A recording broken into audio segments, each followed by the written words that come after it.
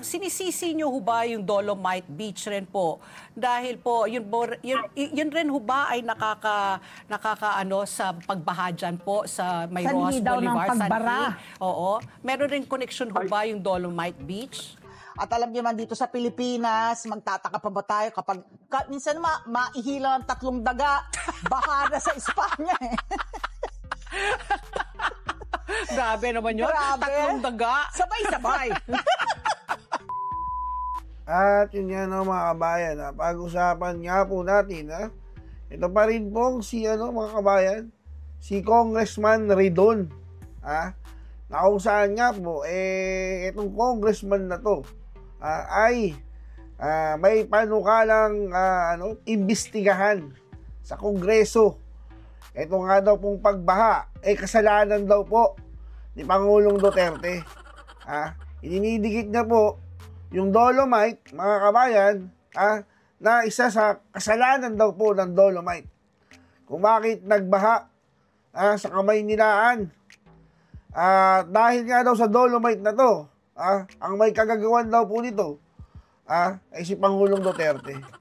Antakin mo mga kabayan, halos lahat na nga lang po, dinidikit na po kay Pangulong Duterte. Ngayon, ibang congressman na naman po, isang bugok na congressman, ang umaatake na naman po kay Pangulong Duterte, na ngayon ay nasa dahig nga po, hindi po ba?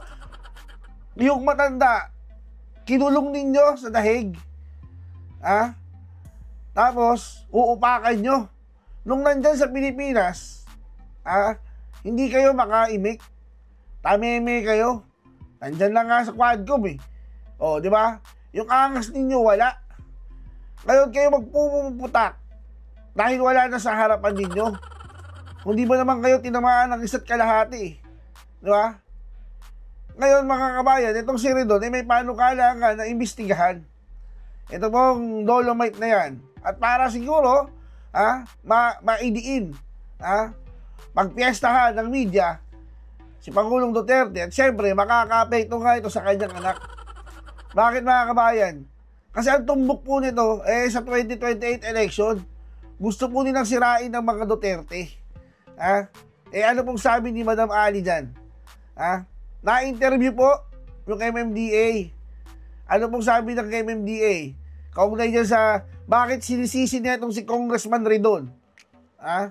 Yung Dolomite. Ano pong sabi ng MMDA? Hindi naman po. Marami pong factor. Hindi lang ang Dolomite. Una sa lahat, yung kadugyutan. Na ginawa nila kuna dyan sa Maynila. Isipin mo, todeladang mga basura, hindi po pinakuha. Nagkandautang ko lang ng Maynila. Ngayon, nire-resolve pa lang ni Mayor Isko. Di ba? Bulag ka ba, Mr. Ridon? Hindi mo ba nakita yung balita? Na sobrang kalat na dyan sa Maynila. Na yung basura, kahit saan na lang pumupunta, nililinis niya eh. Kaya nagbaha. Bakit mo isisisi sa Dolomite? Pusang ka lang, napakatagal na panahon, ang dumi niyan. Yung parting yan ng Manila Bay. May gumawa ba ng paraan para malinis yan? Ang hinayupak na Manila Bay na yan? Wala po. Ano bang mas gusto mo? Yung Dolomite na yan, nandyan, o basura yan yung nandyan? Dati basura yung nandyan eh. Bumabaha pa rin naman yung Maynila eh. Diba? Kung di ka man lang nag-iisip, ginagamit mo yung kokote mo. Diba? At ewan ko nga, paano ka nanalong congressman? Sa kabubuhan mong yan. Nawala na kayo mga engot na congressman, may pumalit naman, Diyos ko po. Sa katauhan dito ni Mr. Ridon, nang wala nang, diba, ibang nakikita siguro, kundi kasalanan ng mga Duterte, baka sa susunod, pati paghiga, pati pagkutot, isisi mo na rin kay Duterte. Lapit mo nga yung ulo mo sa akin. Po, lahat na lang eh. Lahat na lang issue nyo kay Pangulong Duterte. Hindi ka ba nag-iisip? Baka pati traffic, isisi mo kay Duterte. Pagmahal lang ganito, isisi mo kay Duterte. Yung gera sa ibang bansa, isisi mo kay Duterte. Kung pati na yung bisig sa bungero, sinisi na kay Duterte eh. Diba? Ikaw, nakikisaw-saw ka pa. Ay, hindi, yung Dolomite. Ano yan, yung kasalanan yan, yung mga dyan. Merong ganito yan. Usang gala ka, di ka talaga nag-iisip eh. O ito mga kabayan, panuorin po natin kung anong say dyan ni Madam Ali Soto. Dito nga po sa pagbaha na pinipilit po neto ni Congressman Ridon, nakasalanan daw po ni Pangulong Duterte. Dahil nga, eto na tayo, tag-ulan na talaga, at alam niyo man dito sa Pilipinas, magtataka pa ba tayo kapag minsan maihilang ang 3 daga, baha na sa Espanya eh. Grabe naman yun. Grabe. 3 daga. Sabay-sabay. Ang bilis tumaas ng tubig, na talagang titigil ka talaga, di ba? Ang traffic na dito sa elliptical. Ako, grabe pag umuulan talaga. Pero hindi naman nagbabaha doon. Pero hindi naman bumabaha doon. Saan? Sa elliptical. Bumabaha, may bumabaha ba barte doon? na lumulubog. So, tigil lahat ng sasakyan. Kaya minsan parang, baka kapasok ba ako sa manap? Talaga? Tumatawag na ako. Pasundo niyo ako kay Dante sa motor. Akala ko, alam sa ko, motor para lang nagta-traffic. makapasok. Alam ko, nagta-traffic. Pero yung binabaha, yung Because elliptical. tigil. Hindi yung mga ayaw ilusong yung kanila Sasakyan. So yan ang problema ng dala po ng ating panahon ng tag-ulan, yan pong pagbaha na perennial problem na po dito sa atin sa Metro Manila. So kahapon nga, meron tayong coverage na nagbukas sila ng bagong floodgate. Oo, sa Maynila. Tapos yung merong mga trash trap na Yes. tinatawag dyan po sa Rojas Boulevard, dun sa mga bumabaybay po dyan, at tinitiis po yung traffic dyan, dahil nga baha at ayaw may mga sasakyan na ayaw ilusong yung kanilang mga sasakyan. Yan po ang kanilang ginawa na solusyon kahapon. Pero alam mo, ang nais natin malaman, may Supreme Court ruling, kaya sinarian. Remember that decision of the Supreme Court? Yes, oo. Yung Na dapat malinis yung tubig bago itapon sa Manila Bay. Correct, hindi ba? Oo. So, paano yan? Yan ba ay paglabag? Paano nyo ngayon sisiguraduhin na malinis yung tubig na papasok sa Manila Bay? Nakita mo ba may nagkokolekta ng basura, di ba? Basura, oo. May nagkokolekta ng basura. Ayan, Grabe, yan sila, kadiri. Ew! Oy, mga Manilenyo. Baka naman inanod Hindi, lang pero siya. sinabi ni Mayor Isko, sabi niya, hindi lang galing Maynila yan. Kasi nga, tubig yan. So, mula sa iba't ibang mga syudad, yung chef, nagda-downstream, di ba? Pag nakita mo, Pasig River, yung San Juan River, nakikita mo talaga yung mga dumi. ewan ko, Nakakadiri talaga. So, kailangan yan, ang talaga niyan, ang ka-back-to-back niyan, ang kaakibat niyan, at kawing-kawing na issue niyan, waste management nyo! Yes. Diba? Mamaya makakausap natin, MMDA Flood Control Director, Mark Navarro. Yan po. Sir Mark, kanina, binalita namin na isa nga sa nangyari kahapon with the presence of Manila Mayor Isko Moreno at saka si MMDA Chair Romando Artes, ang pagbukas nitong floodgate, no? At saka installation ng trash trap dyan po sa may Manila Yacht Club. Ika nga nila para maibsan daw itong pagbaha dyan, nadadalo yung tubig. Pero kanina nga pinag-uusapan namin ni Pat P na the reason, ang dahilan kung bakit sinarhan ito in the first place was because naglabas ng ruling ang Korte Suprema tungkol po dun sa kaso ng Manila Bay po ito, no? At saka yung siguro yung mga ating water companies na ang kalinisan ng Manila Bay. Dapat masiguro na malinis yung tubig na papasok po sa Manila Bay. Ano po ang mangyayari po ngayon na binuksan po itong floodgate? Ano po ang mangyayari? Hindi ba yung malalabag? O may malalabag po dun sa pinalabas po na ruling ng Korte Suprema, Sir Mark? Wala naman po so far tayong malalabag, no? Kasi ang inaano lang po naman natin dito is that meron na halos 2 na po yung naglagay po tayo ng trash trap, pero bago po doon, meron din naman po tayong trash trap na isa na nandun po sa Estero de Abad. Estero de Abad po, meron po tayong trash trap pa doon. So, by the time na mag-reach siya ng Manila Yacht Club, meron na rin pong pangalawa pang trash trap na lumalabas. So, nang maharang po sa mga basura natin. So, 2 na po talaga yon. So, ang pinoproteksyonan po, syempre sa amin sa MMDA, ay to mitigate yung flood na rin po. So, in a way, we are not violating naman yung mandamos. Primarily because we have already installed 2 trash taps doon At yun nga, medyo malinis naman po yung tubig na lumalabas.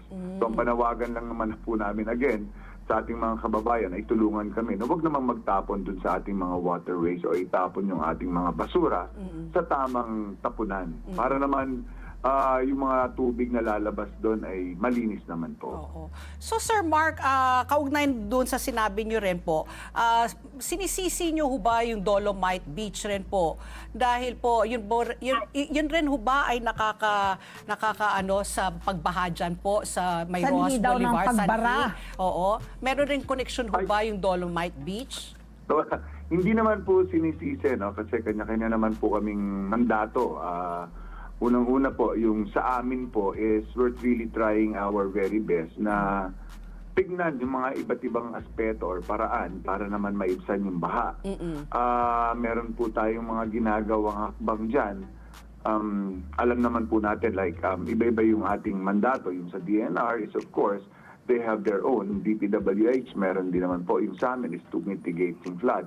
Hindi naman po sinisisi. No? Sinasabi lang po namin kasi may meron po kasing labasan at daluyan ng tubig doon na kailangan naming ipag-aralan kung paano talaga totally siya na yung tubig na manggagaling sa Ermita, sa TAP, ay mailabas natin sa Manila Bay nang maayos din naman. Meron pong ginagawa dyan ng DPWH, meron pong 3 pumping stations po dyan. Na pag operational po yun, is mailalabas yung tubig ng maayos sa Manila Bay.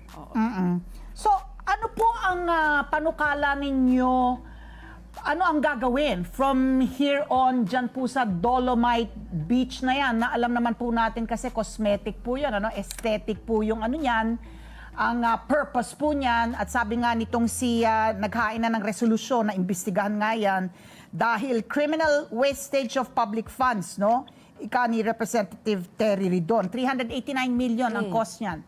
So to mitigate yung flooding pa rin, at nga sinasabi nga ngayon, yan daw ang dahilan kung bakit nagbabara yung 3 major drainage outfalls. Faura, Remedios, Estero de San Antonio, Abad. Ano po ang plano? Ano ang proposal na gawin po dito sa Dolomite Beach po na yan? Well, with regard sa proposal, kasi hindi po namin hindi namin jurisdiction yun dun sa Dolomite na po yun kasi DNR po yun. Ang sa amin po ay yung flood mitigation. Ngayon po na binuksan namin yung Estero de San Antonio Abad na floodgate or dun sa Manila Yacht Club, tinitingnan muna natin dahil medyo wala pa naman pong ulan ngayon. Titingnan natin kung it will be enough na pag nabuksan yun, makakabawas dun sa baha ng area na yun po. Ngayon, kung hindi po, meron pa po tayong isang bubuksan na floodgate, titingnan din po natin. Kaya po pinag-aaralan natin lahat kung ano mas mabilis pong makakatulong. So Sir Mark, ito... Kasi sila din ang kayo din ang magiging parang resource person din naman ng DNR. No? At P, go ahead. Okay, I was going to ask Sir Mark, ito no, you've identified 49 na flood-prone areas po dito sa Metro Manila. Napakadami po nito, no? 49 po. Na alam naman po natin, yun nga, the usual suspects, yung mga Espanya, yung mga Araneta, kasama po sila dito.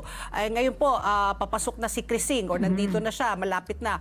Ano po, sabi nyo nga, ano pong pwede natin pang gawin para po, ano, no, yung hindi na po talaga magkaroon ng ganitong malawakang baha, yung traffic, yung abala na it causes, no, sa ating mga commuters at saka yung mga nakatira around that area? Right now po, ang pinaka-immediate naming solution dyan is yung 49 na top na po natin. No? Na-top na natin yung flood-prone areas na yan. So ang ginagawa po namin, halos 24 hours po yung bantay dyan. Actually, may 2 shifts kami on top of the regular shift. So, nakabantay po yan sa bawat area kasi usually po, nagiging problema natin yung mga basurang dumadali lang dun sa mga inlet natin along the road. Ay syempre, yung isang plastic lang po, ma'am.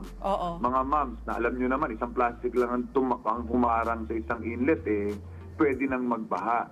So kung may taong nakabantay doon, matanggal lang kaagad, automatic, makikita nyo po na mabilis na bumababa ang tubig. Ngayon po, nabubulo na ng konti kasi medyo yung mga pipes natin. Pero because of the accumulated garbage na rin in the past, but we are really, really trying our very best. Na ngayon pa lang, natatanggal na kagad yung plastic doon pa lang sa inlet para yung tubig natin ay tuloy-tuloy na dediretso sa drainage na. Oo. We have reported news, ma'am. Dadagdag ko lang, pasensya na po. Go ahead po. Like kagabi po, meron sa Aurora Boulevard. Pero within 2 minutes, nag-subside na kagad. That's 8 inches lang yung height ng ano. Pero mabilis po, halos 2 minutes lang, bumaba na po kaagad kasi may nakaabang na po tayo ng mga tao doon. Basura yung nakaharang. Kaya nakababa Basura agad po, yung tapos tubig. nagpaanda na rin po kami ng pumping station para mas maanang ng pumps namin para mas mabilis po. Bago ko kayo tanungin po dyan sa waste management din, kasi kawing-kawing din po yung problema natin na talagang malaking factor po yung waste management natin sa Metro Manila as a contributing factor to the floods, no? I-point out lang natin po, Sir Mark, and educate us kasi nga mahalagang siguro sinasabi, bakit ba Manila Bay yung pinag-uusapan at floodgate sa Manila Bay Club, Manila Yacht Club? Dahil nga itong marami po sa ating mga river systems at saka yung mas maliliit na mga tawag po doon ang tributaries, no? Sa Metro Manila, diyan po sa Manila Bay ang tuloy ng tubig. Kasama na dyan Pasig River, Marikina River, Laguna de Bay, Tulyahan River, Parañaque River. At additionally, yung Monte Parlazap, no? Ano yan? Las Piñas, Sabote, Parañaque. Las Piñas, Parañaque. Yes po. Sabote po. Ito ngayon po ang tanong ko. So it will eventually discharge into the Manila Bay. Yung pong ginagawa po na you leave it to the LGUs po, yung dredging. Alam ko kasi sa Marikina, nakikita ko, nadadaanan ko yun, yung Marikina River, talagang tuloy-tuloy yung pag-dredge nila para yung silt, no, na galing din naman sa Sierra Madre, na umuhuna, kaya bumabaw po yung ilog, continuous yung dredging doon. Yung dredging po ng rivers at yung mga dadaluyan po that eventually will find its way to the Manila Bay, ano po yung ano nyo doon? Meron din po kayo, na-monitor din nyo yun, Sir Mark? Yes naman po. Kasi actually, we are also part of that. No? Ang MMDA po ay kapartner po namin ng LGUs, kapartner din ng DPWH. And in fact, we are happy to also that there are other private sectors who are also helping din sa mga dredging na yan. Kaya ano kami dyan, kumbaga sa lahat tayo ay nagtutulong-tulong dahil alam naman natin na ito ay natural siyempre natural to ng ating kumbaga it's a natural thing. Yung tubig coming from Sierra Madre, kailangan din naman natin tanggalin yan dahil talagang bumababa yan sa ating mga drainage waterways. So tulong-tulong po lahat, ma'am. Tulong-tulong po lahat.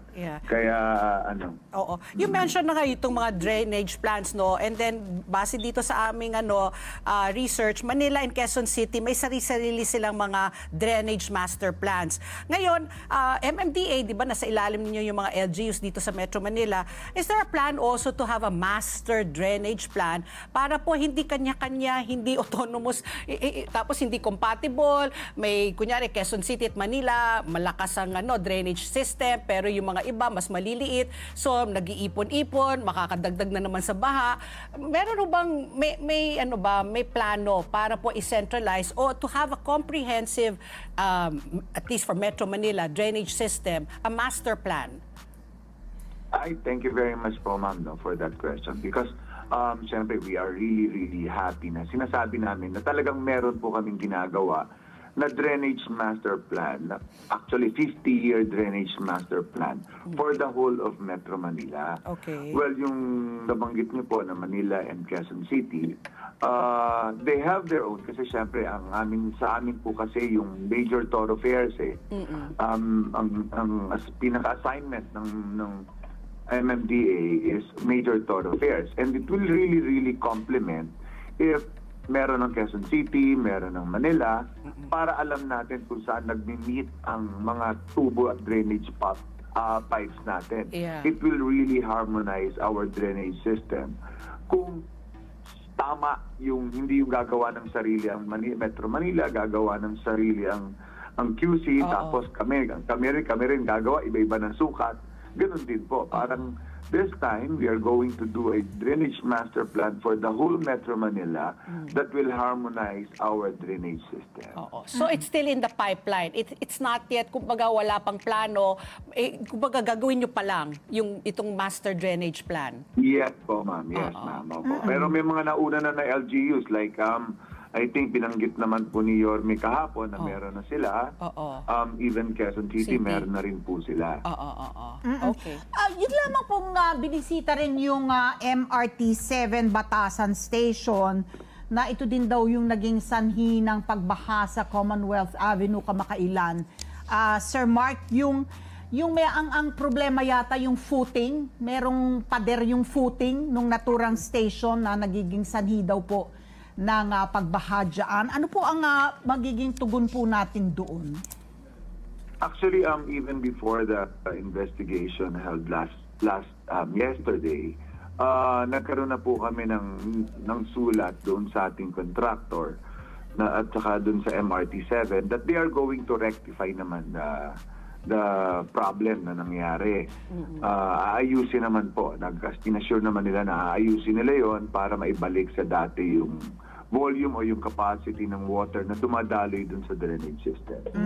That's good to know. Okay. So, kasi hindi naman po talaga siya bahain actually. And siyempre dadagdag ko na lang din po na even the LGU, yung ating Quezon City, and together with MMDA, pinagtutulungan pong paglinisin ang mga debris doon. Inaayos po natin yung mga kalat kasi siyempre alam niyo naman po pag construction, talaga naman po may mga debris na naiiwan kahit paano. So tinatanggal po yan on a regular basis po. Sabi niyo nga, Director Mark, no, talagang basura po isa sa mga sani kung bakit nagkakabaha. And then it's also being attributed to ito sa mga informal settlers. I guess the ones who live near, let's say, Pasig River o dyan sa may Rojas, sa may Manila Bay. Yung mga ganyan po, yung resettlement, nagtutulungan rin ho ba lahat ng mga LGUs, DSWD, para po para ma-clear na po yan, no? Para hindi na talaga po tambakan, gawing basurahan itong yung Manila Bay, Pasig River, na talaga yun ang dumadaan po dyan ang tubig. Kagandahan po ngayon, ma'am, no? Yes po, it is really a shared responsibility for everybody na po sana. Na talagang ito po yung goal natin. Actually, yung awareness natin of what's happening. Siyempre, sabi niyo po, basura. Siyempre, ang sa amin naman po, kasama rin po yung malakas na ulan. Siyempre, iba-iba na po ang volume ng ulan na dumarating ngayon sa atin. So, kasama doon, siyempre, pag-improve ng ating drainage plan. Now, number one talaga na nagkokosa na makatulong is, of course, yung mga basura na naitatapon kung saan-saan. And we have to identify that. And now, medyo natutukoy naman, so kailangan lang i-address ng mga particular agency. But it is really a shared responsibility po. Yun naman yan, shared responsibility, nagtutulong-tulong naman po ang mga ahensya ng gobyerno para maayos po yung ganyang sitwasyon. Itong and I think it was a couple of months ago, nakausap po namin, Sir Mark, itong si Architect June Palafox, and he was in Boston. Tapos pinakita niya sa background niya yung paghahanda nung siyudad na yon sa climate change, na parang meron ng mga second floor na parang mga skyway, no? In anticipation of yung pagbabago na mangyayari because of climate change. At alam naman po natin na nagpalabas na po ng mga ulat kung saan itong pagtaas po ng sea level dito po sa Pilipinas, doble nung global average, hindi po ba? Na ang sinasabi, nasa 2.6 centimeters per year ang pagtaas po ng sea level brought about by climate change, yung natutunaw po yung mga ice caps and all of that. At saka kasi yung pag-uho ng lupa, no, because of excessive groundwater extraction, yung land subsidence po natin. In the long term po, nalalaman po rin, ang sinasabi nga, ang senaryo dyan, yung mga coastal communities, eventually yan po ay talagang tuluyan ng mapapailalim sa seawater. Ano po ang long term? Tayo po ba ay meron na pong ganong ka-long term na mga plano? Dito po dahil kasi parang almost inevitable na mangyayari na po ito sa coastal communities ng Metro Manila, Sir Mark. Oh, well, yan po yung isa sa mga nagiging topic on a regular basis sa amin, lalo na sa mga meetings namin, what we can do, especially syempre MMDA, para sa Metro Manila. It's a regular topic and a regular concern. Syempre, meron tayong tinatawag na adaptive planning na nagpo-foresight na tayo on what's going to happen next years. So kaya nga even the Drainage Master Plan, 50 years na yung tinitignan namin. Hindi lang siya basta-basta 2 years o 5 years, talagang 50 years na yung tinitignan. And in fact, not only that, I guess siguro pati yung nakikipag-coordinate na rin naman dun sa tinatawag na nating adaptive planning, pati yung urban planning kung paano sa nilalagay yung mga residente, hindi na lang basta tayo ng tayo kasi kasama yan, ma'am eh. Dati wala namang nakatayo doon eh. Pag tinayuan mo ng condominium, ilan na yung lalabas na tubig doon. Correct. Ilan na yung pangangailangan, di ba? Ganun kagad, ma'am eh. So we are really looking into that. My last question. And regular naman po yung coordination. Sir Mark, my last question. Are you planning to add more pumping stations or increase yung power para po mas mabilis, or for now the budget is not sufficient, hindi nyo kakayanin po magtayo ng mga bagong pumping station or palakasin itong mga pumps na ito para po mas mabilis mahigop po itong mga tubig baha? Okay. Sa amin naman po, in a way, we are suggesting naman, kasi ito po yung nakikita namin kasi kami po yung nag-ooperate at saka nag-maintain. But the decision po kasi with regard to yung pagtayo ng pumping station at rehabilitation is with the DPWH naman po.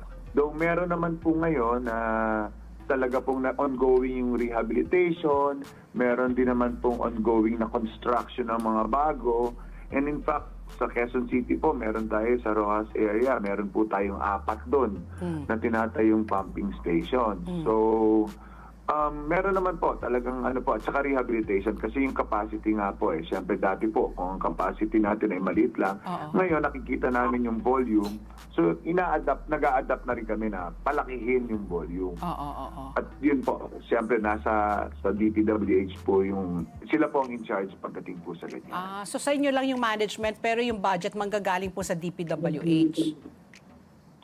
Yes po, kami po ay operation. And maintenance po, kaya siguro yun lang naman po may pagmamalaki namin at tumatagal din naman po pag kami nag-maintain, tumatagal po yung aming mga pumping stations. Okay. Sir Mark, yung paghihigpit po dito sa walang habas sa pagtapon ng basura. Kasi yung parang yung sa solid waste management is like parang inaano natin na yung pagkolekta nito mga basura and all of that. Pero alam natin, like let's say mga informal settlers, so meron tayong mga kababayan talaga na hindi talaga responsable sa pagtapon ng basura nila sa maestero and all of that.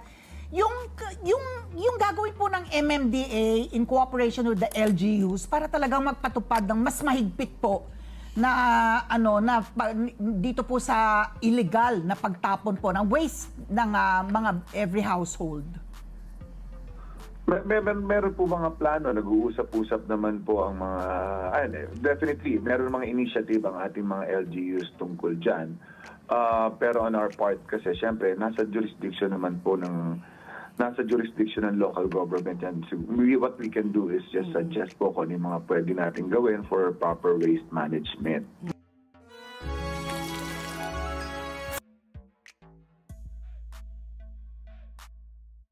Kaya nga po sa amin lang, parati namin pinapaalala bilang MMDA, is talagang makiusap na lang. Ito na nga po, makiusap na sa ating mga kababayan. Parang awa nyo na po, huwag na po kayong magtapon sa mga lugar na hindi naman dapat tapunan, lalo na yung mga plastic na yan. Parang awa nyo na po. Hindi po kami titigil ng paglinis, pero mas maganda po kung tutulungan niyo po kami na huwag na po kayong magtapon. Yun nga yung point natin, yung ine-expect nyo na lang na merong maglilinis ng basura nyo. Yung parang, para mabago, Sir Mark, di ba yung talaga yung mindset? Hindi po ba? Sir Mark, maraming salamat. Sige po. Maraming salamat din po, Ma'am Pat and Ma'am Ali. Magandang umaga po sa inyo. Okay. Di ba mga kabayan, napakalinaw naman eh. Di ba? Napakalinaw po na kaya po nagbabaha kasalanan po ng taong bayan na nagkakalat po ng basura kung saan-saan. Di ba? Pero nandyan na nga po eh. Di ba? Makalat na nga po, may mga basura na nga po. Dapat ang iniimbestigahan mo, Mr. Ridon, kung nasaan na yung flood control. Yung 5,500 na hanggang ngayon, hinahanap pa rin natin. Nasaan na? Nasaan na yung pera?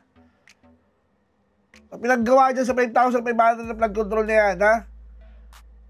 Sip-sip ka kasi. Ha? So tingin mo kasi, ay di, babanatan ko to si Duterte para bumango yung pangalan ko sa sa Malacanang. Ha? Napakasip-sip mo.